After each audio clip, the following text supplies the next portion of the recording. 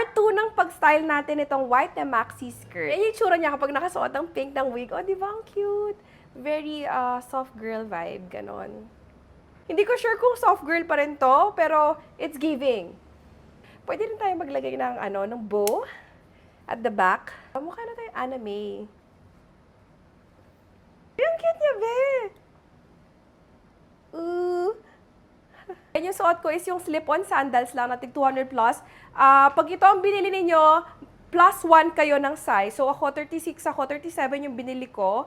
So ayan siya. And I think, dahil nga parang colorful yung personality niya, pwede tayo maglagay ng crochet bag, ganon. For this one, pwede tayo mag-yellow. Kasi may mga yellow siya. So pwede tayo mag-yellow. And naglagay pala ako ng straps and charms. O diba? Ang cute niya. Oh. Oh, yeah. Parang I'm like a walking, na talaga, walking cartoon, walking anime. O, diba? Shy girl! Not so soft eh. Parang ito, mas vibrant yung personality niya eh. Gusto niya ng soft girl? You want soft girl? I give you soft girl. Wait lang, magpapalit ako. Pero bago yun, magpo-post muna ako. Next. Ito yung tunay na soft girl. Ayan, di ba? Something lacy and something pink. Bagay na bagay. Although bagay din naman yun, pero sobrang iba yung dating na binibigay niya. Yan, this one is parang, wag po. Parang, char! Wag po. Parang, I'm innocent. Ayan. Bagay na dito yung bag ko. Pwede to. This one, pwede na tong bag na to. Handbag lang siya. Tapos, bagay din siya with a hair clip.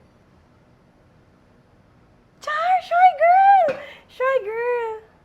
Ay, my shy girl. Ganda, be. Ay, wala kasi ako strapless ngayon eh, dito. Oh, imagine niyo na lang na siya, tube top, strapless, yan. Tayo ako para makita niyo. I'm a soft girl. Oh, posing muna. Try natin kung pwede yung crochet bag ko. So cute. Bagay rin, no? Bagay siya. Ay, may charms din ako dyan nilagay. Wala lang. Cute niya eh. Cutie! Kayo ba? Ano mas gusto niyo? Yung soft girl o yung kanina na parang vibrant yung personality? Ito parang hindi makabagbasag pinggan. Parang, hindi po, char. Hindi po, tita. Thank you po. Char! Ganon. Thank you po, tita. Wow, tita!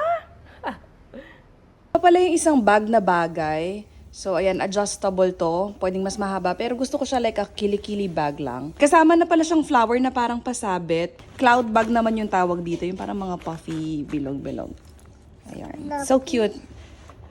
Lately, ito yung madalas kong sinusuot na bag. Ang cute niya kasi. Pag malayo, mukha siyang crochet bag.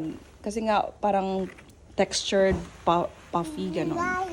With the bag. Abaho talaga naman dito pa nag-dry ng kamay. Galing.